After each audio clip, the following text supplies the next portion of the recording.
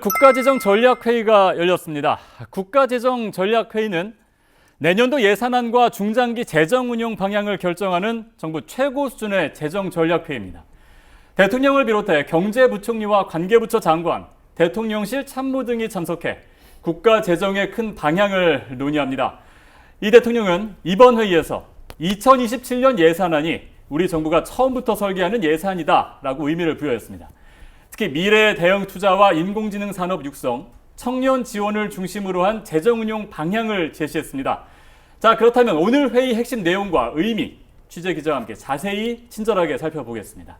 자, 신 기자, 네. 국가재정전략회의, 굉장히 중요한 회의인가 봐요. 어떤 회의인가요? 네, 국가재정전략회의는 정부가 내년도 예산의 큰 틀을 결정하는 최고위 재정회의인데요. 단순히 예산 규모를 논의하는 자리가 아니라 앞으로 국가재정을 어떤 분야에 우선 투입할 것인지 정부의 방향을 결정하는 자리라고 할 수 있습니다. 오늘 회의에서는 새 정부의 재정 철학이 처음으로 공식 제시됐다는 점에서 의미가 크다고 할 수가 있는데요.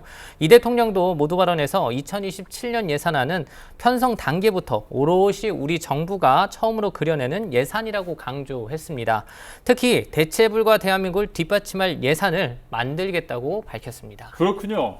정부의 재정 철학이 담겨 있는 회의. 자, 그렇다면 어떤 방향으로 나아갈지가 굉장히 중요할 것 같아요. 네, 내년도에 이제 재정 운영 방향이 제시됐다고 볼 수가 있는데요. 이 대통령은 미래 투자와 성장 기반 마련, 그리고 모두의 성장을 중심으로 세 가지 재정 운용 방향을 제시했는데요. 첫 번째는 미래 대응 투자입니다. 특히 반도체 호황으로 늘어날 것으로 예상되는 추가 세수를 단순히 재정 여력을 늘리는 데 쓰는 것이 아니라요. 국가의 미래를 위한 전략 투자 재원으로 활용하겠다는 구상을 내놨습니다. 이를 위해 미래 대응 기금을 새롭게 만들고 미래, 청년, 지방, 교육 등 국가 미래를 좌우할 4대 분야에 집중 투자하겠다고 밝혔습니다.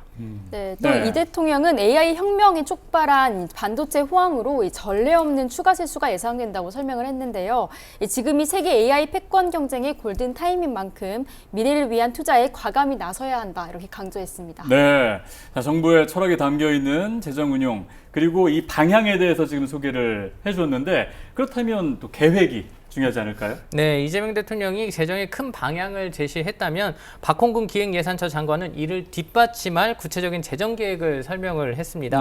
박 장관은 오는 2027년 국세 수입이 당초 전망인 412조 원을 넘어 500조 원 플러스 알파에 이를 것으로 예상된다고 보고를 했는데요. 사상 최대 규모의 세수가 될 것으로 전망한 겁니다. 정부는 이처럼 늘어나는 세수를 일회성 사업에 사용하는 대신 국가의 미래 경쟁력을 키우는 투자로 연결하겠다는 구상을 세웠습니다. 네, 국가의 미래 경쟁력을 키우는 투자로 연결하겠다. 그게 바로 미래 대응 기금이다. 이렇게 볼 수 있는 건가요? 네, 그렇습니다. 이번 회의의 핵심이라고 할 수가 있는데요. 정부는 반도체 산업 호황으로 확보되는 추가 세수를 일회성 사업보다는 미래 경쟁력을 키우는 데 집중할 방침이라고 밝혔습니다. 미래 대응 기금을 통해 청년과 교육, 지방 균형 발전, 그리고 미래 산업 기반까지 지속적으로 투자하겠다는 구상입니다. 이 대통령도 과감하고 지속적인 미래 투자를 가능하게 하는 전략적 투자 플랫폼이 필요하다고 설명을 했는데요. 미래 대응 기금이 대한민국의 다음 도약을 이끌 기반이 될 것이라고 특히 강조를 했습니다. 이재명 대통령의 발언 직접 들어보겠습니다. 미래 대응 기금을 신설하여 미래, 청년, 지방, 교육 등 국가의 미래를 좌우할 이 4대 분야에 집중 투자하고 이를 통해 경제의 성장 잠재력을 높여 그 과실을 모든 국민께 돌려드리도록 하겠습니다. 네, 미래와 청년, 지방, 교육 네 가지에 집중적으로 투자해서 국민에게 돌려주겠다. 이재명 대통령이 조금 전에 한 발언인데, 자, 그렇다면 내년도 예산이 얼마가 될지는 이제 조금 있으면 알게 됩니다. 하반기에 항상 내년도 예산이 나오기 때문이죠. 근데 오늘 대략적으로 좀 전망이 나왔어요? 네, 역대 최고 수준이라고 최대 수준이라고 볼 수가 있는데요.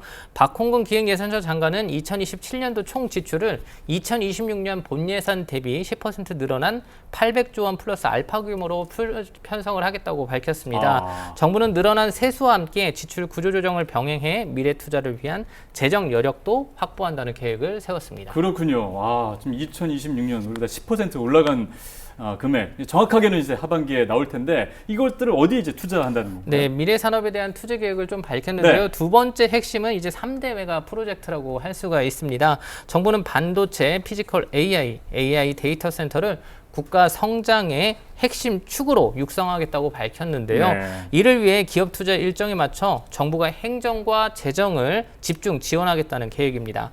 또 전력과 용소 공급, 교통과 물류, 주거와 교육, 의료와 문화까지 기업이 안정적으로 투자할 수 있는 산업 생태계를 함께 조성하겠다는 구상도 세웠습니다. 예. 이거는 단순히 기업 지원을 넘어서서 네. 새로운 성장 거점을 만들겠다는 게 이 정부의 설명입니다. 네, 3대 메가 프로젝트가 많은 관심을 받았고 이것들에 어떻게 돈을 투자할 것인지에 대한 설명이 이번 또 재정운용 전략 회의에서 나온 것 같은데 그렇다면 이제 국민이 체감할 수 있는 그런 부분들도 좀 필요할 것 같아요. 네, 그렇습니다. 이 대통령이 이제 모두의 성장도 재정의 중요한 목표라고 밝혔는데요.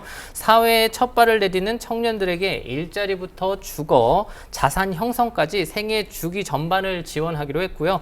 AI 시대 늘어날 것으로 예상되는 비정형 노동자들도 빈틈없이 보호받을 수 있도록 사회 안전망을 강화하겠다고 밝혔습니다. 네. 또 누구나 이 AI 기술 발전의 혜택을 누릴 수 있도록 정부가 적극 지원하겠다는 의지도 내비쳤습니다. 네, 그렇군요.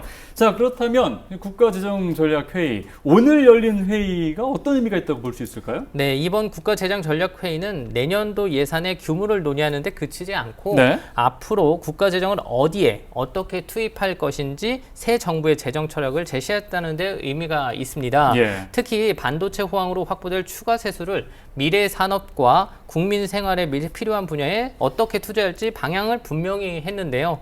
이 같은 방향이 실제 내년도 예산안에 어떻게 반영되고 국민이 체감할 수 있는 성과로 이어질지가 앞으로 가장 중요한 관전 포인트가 될 것으로 보입니다. 네. 지금까지 이재명 대통령 주재로 열린 국가재정전략회의 내용 자세하고 친절하게 알아봤습니다.